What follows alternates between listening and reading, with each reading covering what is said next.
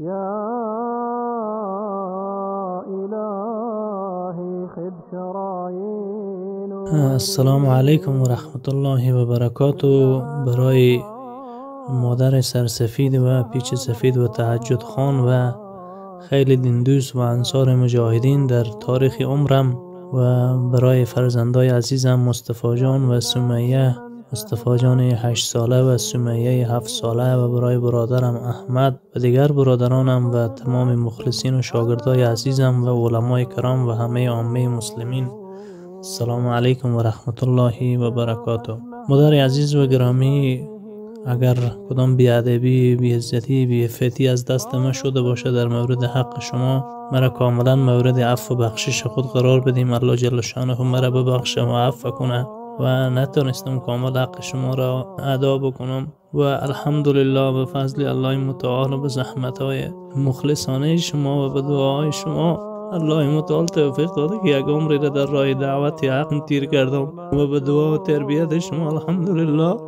الله متعال به من این سعادت را نصیب کرد که در میدان جهاد و خلافت هجرت کردم و حالا از شما میخوام دعا کنم که الله متعال شهادت نصیب ما بگردانه و به من توفیق بده که ان شاء الله خود استشهادی کنم و تک تکشون در راه دین الله و شریعت الله متعال محافظ بشه. مادر و فرزندان عزیز هم شما را دوست دارم و واسطه رضای الله متعال و حق دوستی شما را بر من الله متعال واجب کرده و اطاعت شما موافق شریعت برای من جایز و عبادت است. اما چون الله را از شما زیادتر دوست دارم و رسول الله صلی الله علیه و سلم را از شما بیشتر دوست دارم و قرآن کریم را از شما بیشتر دوست دارم و همه برادران و خواهران مسلمانم که در زندانهای سوریه و عراق و لیبیا و فلسطین و تاجیکستان و ازبکستان و قزاقستان سربازای صلیبی و طاغوتی کفار و طواغیت به شکنجه و زولانه و ظلم و استبداد به سر میبرند، برای دفاع از حق آنها هجرت کردم و بیرون شدم در میدان جهاد و خلافت اسلامی الحمدلله. و این یک سعادت و یک افتخاری است که الله متعال برای من نصیب کرده و هرگز لیاقت این را ندارم و اگر 100 بار شهید بشم و زنده بشم و شهید بشم و زنده بشم پس شهید شم و زنده شم خدا استشهادی کنم، یقینا شکر یک ساعت جهاد و قتال را و هجرت را کرده نمیتانم. این فضل الله متعال بود و دعای تو مادر عزیز و پیچ سفید بود که همیشه ما را به دین و به دعوت و به نماز و به جهاد ما را توصیه کرده و ترغیب داده. الله متعال از الله میخواهم که شما را مغفرت کند و شهادت را نصیب من بگرداند و برای شما صبر جمیل عطا بکند و شما را از مریضی ها و از گزندهای دنیا حفاظت کند و ایمان شما را حفاظت کند الله متعال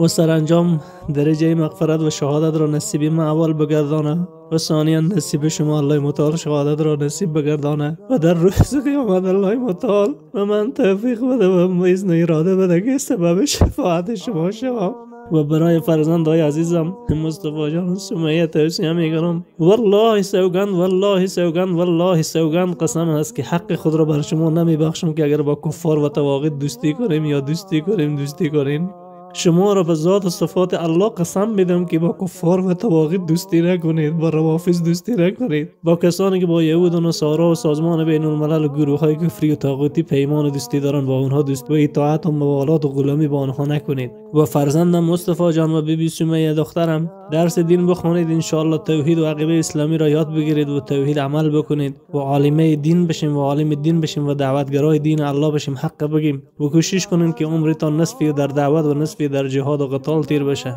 و هجرت کنین. ان شاء الله بعد از سنی که بالغ شدیم و عاقل شدیم در حد و حدود شرعی خود رسیدیم، هجرت کنین در میدان جهاد تا روز قیامت ادامه داره، با مجاهدین یکجا باشین، از کفار و طواغیت و مشرکین دنیا نترسیم، خوف غیر الله را از سرزمین قلبای خود بیرون کنیم، با الله متعال متوکل باشیم و اخلاص و یقین داشته باشیم که او مدد و نصرت میکنه. منتظر تصدیق و تشویق کفار مرتدین نباشیم از نامهای بعد که کفار مشرکین بر مجاهدین و بر حامیان خلافت اسلامی و هر گروه جماعی که در تا قیام قیامت از شریعت الله دفاع میکنه با کفار موالات و دوستی نداره، با همه کفار میجنگه، جهاد و قتال میکنه، از اونها دفاع کنین و به خدمت آنها باشین و برای ما هم دعای مغفرت داشته باشیم و رسالت انبیاء علیهم السلام و صحابه کرام و سلف صالحین امت وظیفه شماست. الله شما را نمی بخشد هرگز که عمل شما خلاف عمل رسول الله صلی الله علیه و سلم و صحابه کرام باشد. هرگز مورد مغفرت الله متعال قرار نمی گیرید که با کفار و با طواغیت و مشرکین و مرتدین دوستی داشته باشید و از مسلمانان بری و بیزار باشید.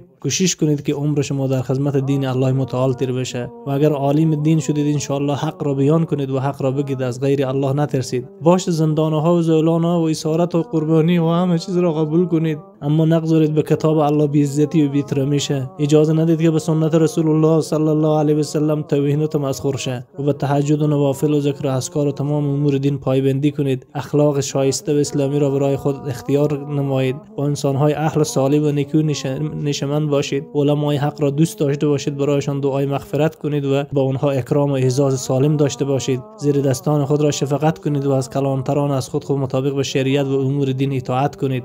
و کوشش کنید رزق و روزی حلال به دست بیاورید. از غذای حلال و پاک خود را تغذیه نمایید و توکل و مخلص همیشه به الله باشید. برای هر مشکل مصیبت نیمه های شب 2 رکعت نماز صلات الحاجات بخوانید، به الله گریه و دعا کنید که یا الله مشکلات ما را حل بکن. و برای ما همیشه دعای مغفرت داشته باشین تا روزهایی که زنده هستیم الله متعال شهادت و قربانی و استشهادی را نصیب ما بگردانه که خدا در راه دین الله متعال مخلصانه و خالصانه الله جان ما را خون ما را قبول کنه که شهید بشیم و سرانجام بعد از شهادت الله متعال ما را مغفرت بکنه و فتح و فتوحات الله متعال نصیب همه مسلمین و موحدین و مجاهدین بگردانه و شریعت اسلامی در کره زمین حاکم بشه و همه مادران و خواهران مسلمان ما که در زندانها به دست کفار و طواغیت حربی در ممالک مختلف دنیا به سر میبرن آزاد بشن و شریعت الله بلند بشه و بیدینی و کفر و شرک و ظلم و استبداد ختم بشه. و برادرها و مخلصینی که همراه من سلام و کلام و دوستی و ارتباط داشتیم از شاگردی تا درس و تعلیم، همه دوستی ما و شما به واسطه رضای الله متعال بوده. کسانی که با من تعارف داشتین یا نداشتین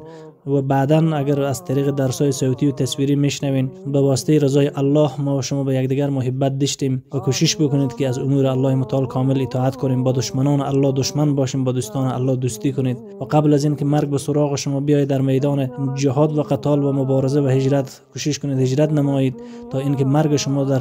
راه جهاد و قتال و هجرت بیاید تا که درجه بزرگ شهادت و این شهادت بزرگ نصیب همه شما محصلین و متعلمین و طلاب و مدارس و عامه مردم بشود. و همسنگران و دعوتگران و دوستای من برایشان یک پیام کوچک دارم که به واسطه رضای الله از الله ما و شما بترسیم، حق بگیم و اهل حق باشیم و حق بیان بکنیم و در صفوف مجاهدین حق و صادقین یکجا باشیم. یا ایها الذین آمنوا اتقوا الله و کونوا مع الصادقین. باشیم ای مسلمان ها بعد از خوف و ترس و محبت و تقوای الهی با صادقین یکجا باشین. صادقین یقینا مجاهدینی هست که در راه الله جان میدن و خون میدن و آبرو میدن و خود را قربانی میکنن برای حاکم شدن و نافذ شدن شریعت الله. پس همه برادران و علما، محصل، متعلم و خواص امت، همه امت اسلامی در هر گوشه که از دنیا صدای بنده را میشنوید، از الله متعال طلب کنید و بطلبید، گریان کنید، نیمه های شب خود را پیش کنید به پیشگاه الله که یا الله ما را در راه جهاد و قتال و ما را در راه دشمنی با دشمنان الله و رسول و صحابه ما را بپذیر یا الله. یا الله این جسم ناپاک و ناچیز ما را برای شهادت قبول کن. یا الله این جسم ناپاک ما را برای پاک کردن به سبب تطبیق حدود شریعت و نافذ شدن حکومت و نظام خلافت اسلامی در کره زمین یا الله قبول کن. گریه کنیم، اخلاص اختیار کنیم و دعا کنیم تا الله متعال برای شما توفیق بده و با تبلیغات کفار مذبذب نشیم، با آیات قرآن کریم و احادیث رسول الله صلی الله علیه و آله و به 10 سال نظام حکومت داری رسول الله صلی الله علیه و آله و تمام خلافت های اسلامی از ابوبکر صدیق شروع تا قیامت که خلافت اسلامی به منهج نبوت ادامه داره، به شک و مشکوک نباشیم و خلافت بر حق همو است که جهاد و قتال عملی با کفار و مشرکین و طواغیت کره زمین داشته باشه و بری و بیزار از همه کفار دنیا باشه و همه کفار دنیا در مقابل او دشمن باشن. پس این نشانه های حق بودن یک نظام و یک منهج اسلامی می باشد. و از همه شما مخلصین تمنا دارم که دعا کنیم تا وقتی که الله متعال قضا و قدر برابر میکنه شهادت فی سبیل نصیب ما بشه و هیچ چیز ما را از شهادت غافل نکنه و ما از این فضائل بزرگ محروم نشیم و الله متعال این شهادت را نصیب ما بگردانه و الله متعال از دین خود حفاظت بکنه و تمام جوانهای امت اسلامی را از خواب غفلت و از محبت شهوت دنیا و حب پدر و مادر و فرزند همه جدا بسازه و این جدایی ما از پدر و مادر و فرزندان عزیزم به واسطه محبت الله و رسول و تحکیم شریعت هست. همانا این سنت رسول الله صلی الله علیه و سلم و صحابه کرام هست که تمیم انصاری و جبیر انصاری و ابو ایوب انصاری رضی الله عنهم زن و فرزند و بچه و پدر و مادر داشتند و تمام صحابه کرام به واسطه هجرت و جهاد و قتال پدر و مادر فرزندان خویش را در مکه مکرمه و مدینه المنوره ترک کردند و تا روز قیامت از یکدیگر جدا شدند و ان شاء الله باذن الله در قیامت باز با پدر و مادر و باز و برادر مؤمن و موحد و با فرزندای اهل صالح و متقی در بهشت الله متعال و همه دوستانی که با عقیده توحید و عقیده اسلامی و مدافع دین می باشند، انصار یا مهاجر مجاهدین می باشند، ان شاء الله باز در بهشت الله باذن الله یک جا میشیم و در اونجا ملاقات الله و رسول و صدیقین و شهدا و صالحین و همه بندگان الله و هر کس هر دوستی داشته باشد در اونجا ملاقات میکند و زندگی با او خیلی کیفیت و لذت دارد و این زندگی در کنار پدر و مادر و زن و فرزند با شکستن حدود و شریعت و از بین رفتن سنت های رسول الله صلی الله علیه و سلم و توهین به تمسخر به شعائر الله یقینا این ذلت است و بسیار بی‌غیرتی است و یک ناکامی و یک فسق بزرگ است. الله متعال اینطور زندگی را نصیب ما نگردانه و همه مسلمانان توفیق بده که زندگی ما مطابق با قرآن و سنت و نافذ شدن شریعت و در میدان جهاد و قتال و هجرت باشه و خون ما و جان ما و آبروی ما، مسافرت ما، دوستی و دشمنی و جدایی ما سبب نافذ شدن و تحکیم حدود الله و خلافت اسلامی در روی زمین بشه و خاتمهش با ایمان و با اسلام. السلام علیکم و رحمت الله و برکاته.